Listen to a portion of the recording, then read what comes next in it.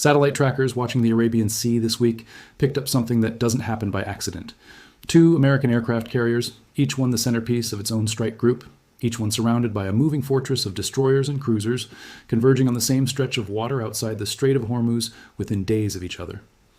2 carrier strike groups in the same theater at the same time is not a routine patrol rotation. It is one of the most unmistakable signals the United States military can send without firing a single shot. And tonight, as more than 20 American warships hold position in these waters, the question rippling through every regional capital, every energy trading desk, and every household inside Iran is the same one everyone is afraid to say out loud. Is this just a show of force, or is this the build-up to something much bigger? To understand why this specific repositioning has analysts on edge, you need to understand exactly what has been happening in these waters over the past 2 weeks, because this did not come out of nowhere. Iran attacked multiple commercial vessels, transiting the Strait of Hormuz in early July. A direct, unambiguous violation of the fragile ceasefire framework that had been holding since the spring. Washington's response was immediate. U.S. Central Command confirmed that more than 20 Navy warships are now patrolling these waters, specifically to restore security and stability, a scale of naval presence unseen since the earliest, most intense phase of this entire war. The USS Abraham Lincoln and USS George H.W. Bush carrier strike groups both entered the region within days of each other, according to maritime tracking data, an extraordinary concentration of American naval air power in a single theater. And this movement is not happening in isolation. It is happening alongside a resumed naval blockade of Iranian ports and a bombing campaign that has now run for 9 consecutive nights, striking Iranian command hubs, coastal radar sites, and missile positions in a systematic effort to dismantle the network Iran has been using to threaten shipping in the Strait. Now I need you to sit with what a 2-carrier posture actually means in naval doctrine, because this is not simply more ships. A single carrier strike group already represents one of the most powerful concentrations of military force ever assembled, capable of launching sustained air operations, intercepting hostile aircraft and missiles across hundreds of miles, and projecting power deep into a contested coastline.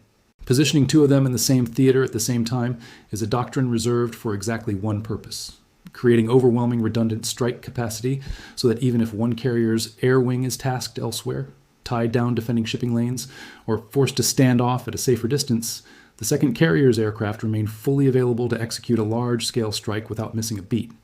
Military planners do not commit 2 of America's most valuable, most closely guarded strategic assets to the same box of ocean for a symbolic gesture. This posture exists to make sure that if Washington decides to strike, it strikes with more than enough capacity to overwhelm Iranian air defenses in a single, coordinated wave, rather than a limited one-off retaliation. This is exactly why the current campaign already underway needs to be read in context, because the United States has not been sitting quietly while these carriers move into position.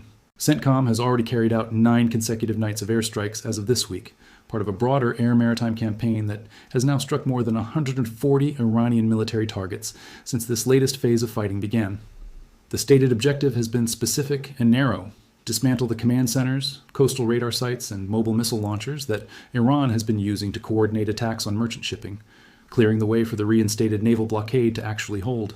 Under that blockade, CENTCOM says it has already redirected 6 commercial vessels and disabled 1 more in a single recent stretch, part of a broader campaign that has intercepted dozens of vessels attempting to move oil in and out of Iranian ports since the blockade was reimposed. This is not a hypothetical future scenario. This is an active, ongoing military campaign. The 2-carrier posture now sitting off the Iranian coast represents the single largest reserve of additional striking power Washington has assembled in this theater at any point in the entire war. Let's widen the lens and look at exactly where these ships are actually positioned, because the specific geography here tells its own story. Earlier phases of this naval buildup saw American carrier strike groups operating as close as roughly 350 kilometers from Iran's own coastline, a genuinely forward posture that placed escort vessels well within range of Iranian coastal defenses. At other points in this war, that same posture has shifted, with carriers pulling back to more defensible positions farther from the coast, trading some strike responsiveness for reduced vulnerability to swarm attacks from Iranian fast boats and coastal missile batteries. Reading these positioning shifts is exactly the kind of work naval analysts spend their careers doing, because the distance between a carrier and a hostile coastline is a direct physical expression of risk tolerance. Ships sitting close to the coast are signaling either confidence that air defenses have been sufficiently degraded to make the risk acceptable, or urgency, a willingness to accept more risk because the mission timeline doesn't allow for a more cautious posture. Ships pulling back to open water are signaling the opposite, a preference for standoff deterrence over immediate strike readiness, buying flexibility at the cost of proximity. It's worth understanding exactly what Iran can actually do in response to a posture like this, because a two-carrier convergence doesn't operate in a vacuum. And Tehran has spent years building a strategy specifically designed to make American naval dominance in these waters costly, even when it cannot be defeated outright. Iran's coastline is lined with mobile, truck-mounted anti-ship missile batteries, many of them Chinese-derived designs adapted and improved over decades under sanctions, capable of threatening ships that stray too close to shore.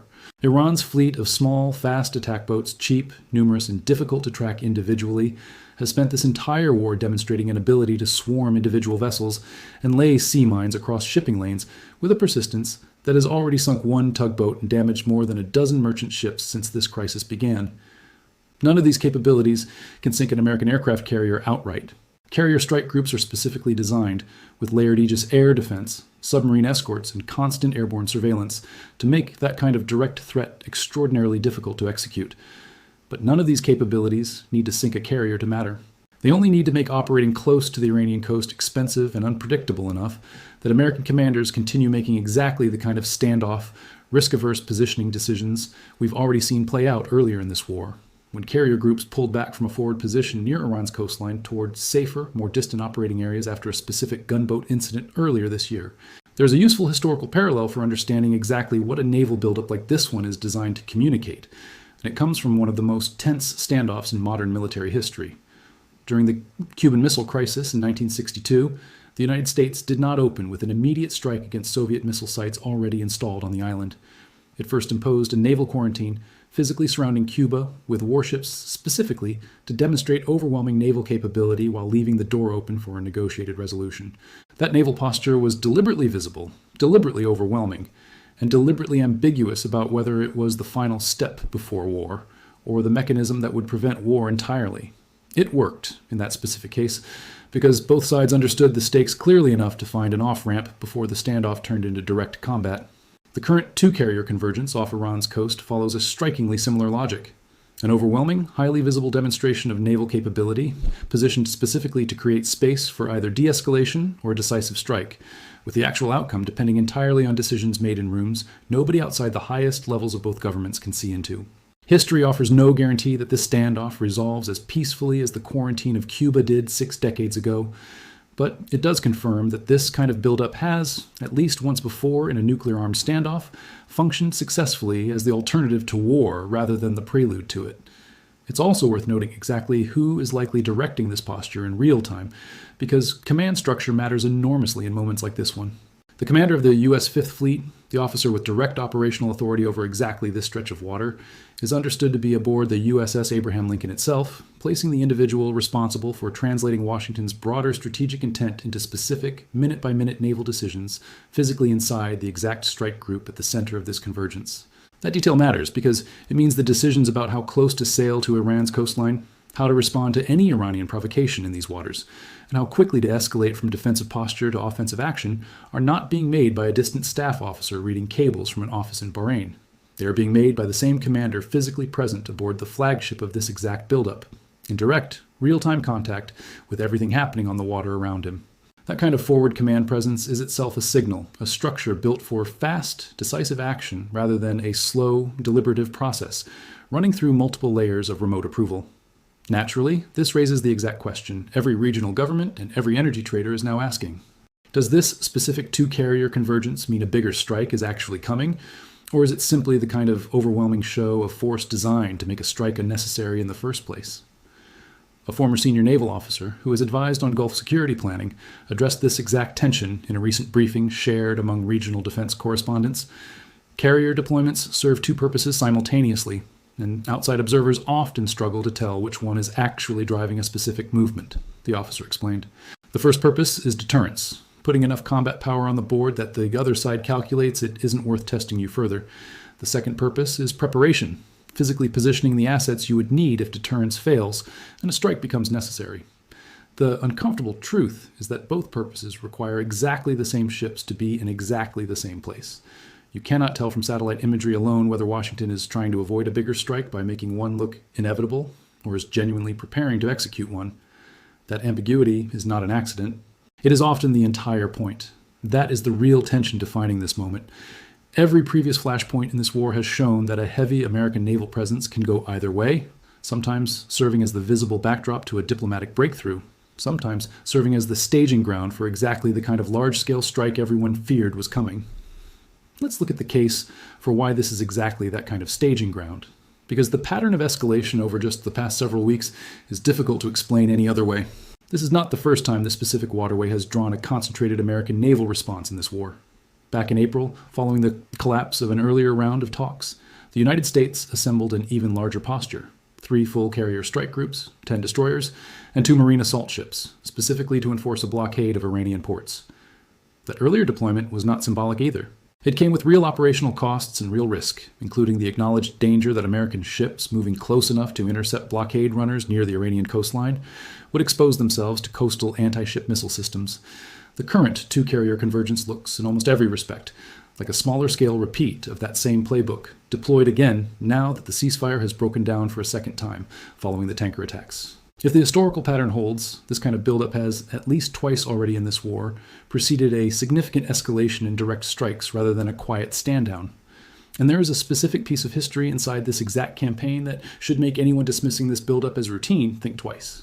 Earlier in this war, Israel assassinated the Iranian naval officer, who had been personally overseeing the blockade operations against merchant shipping in the Strait, a targeted strike against a single individual, specifically because of his operational role coordinating exactly the kind of activity the current buildup is designed to counter. A war that has already shown a willingness to eliminate individual commanders overseeing Strait operations is a war that has already crossed the threshold most observers would consider the point of no return.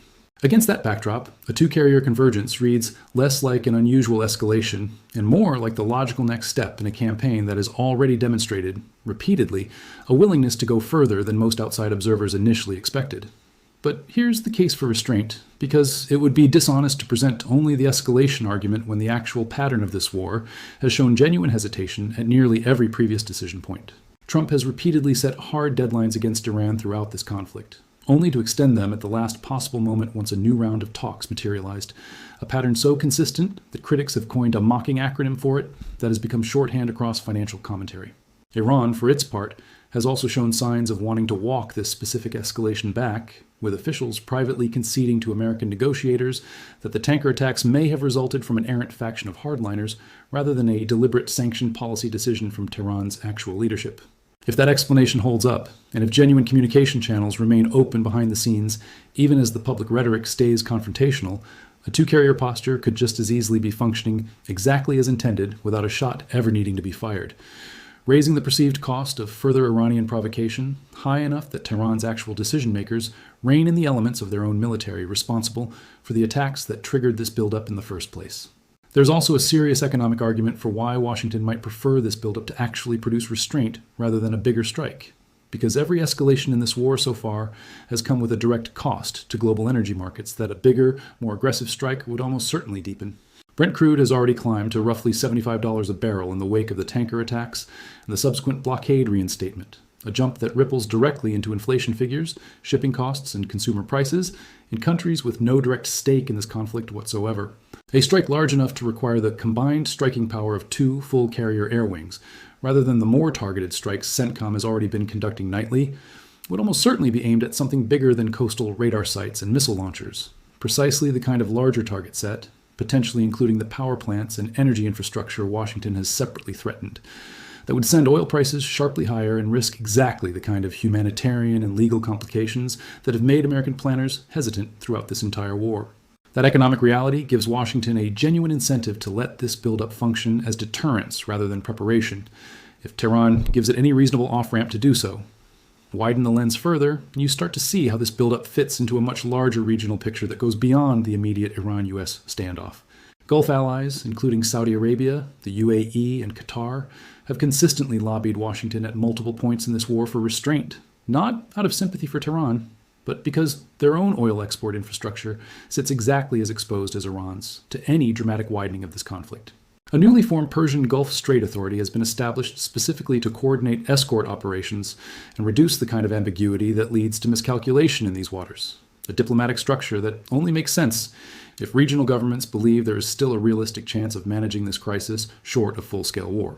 That kind of institution building alongside an active military buildup tells you something important. Even as American warships converge in numbers not seen since the earliest days of this war, the diplomatic machinery built to prevent worst-case outcomes is still actively running in parallel, a sign that neither track has been abandoned in favor of the other just yet. There's also a purely logistical dimension to this buildup that tells its own story about how long Washington can actually sustain it. Because keeping two full carrier strike groups on station in the same theater simultaneously is an extraordinarily expensive, resource-intensive undertaking that no military sustains indefinitely without a clear objective in mind. Each strike group requires a constant chain of resupply ships delivering fuel, munitions, and provisions across thousands of miles of ocean. Aerial refueling tankers must keep fighter patrols aloft around the clock to maintain persistent air coverage. Crews aboard both carriers and their escort ships are operating on an intensified tempo that cannot be maintained for months without eventually requiring rotation, rest, and maintenance that pull ships out of theater entirely. This is precisely why naval analysts treat a two-carrier convergence as inherently temporary, a costly, deliberate spike in capability rather than a new, steady-state posture.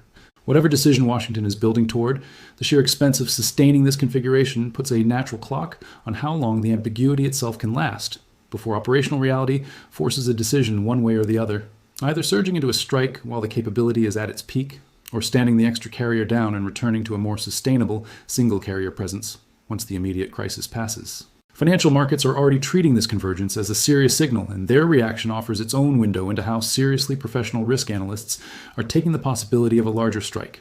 Shipping insurers have continued pricing Gulf transits at war zone risk levels throughout this latest escalation. And reports from trading desks across London, New York, and the Gulf describe round-the-clock monitoring of Iran-related headlines throughout this war, a level of dedicated attention typically reserved for major central bank announcements rather than a regional naval standoff.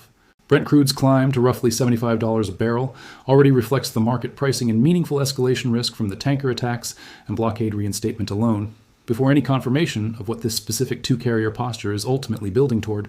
If the coming days bring confirmation of an expanded strike campaign rather than a diplomatic off-ramp, energy analysts widely expect a sharper move in crude prices, one that would ripple outward into consumer fuel costs, shipping rates, and inflation figures in economies with no direct connection to this conflict whatsoever. Markets, in other words, are not waiting for an official Pentagon briefing to start pricing in the possibility that this buildup ends in a bigger strike. They are already treating the ships themselves as the signal. Back inside the United States, this buildup is also intersecting with a domestic political debate that has quietly intensified as this war has stretched past its 100th day. Members of Congress from both parties have raised increasingly pointed questions about the scope of executive authority to continue military operations against Iran without a specific congressional authorization, a debate that has stayed largely theoretical through the smaller, more targeted phases of this campaign, but that would almost certainly reignite immediately if this two-carrier posture translates into a dramatically larger strike.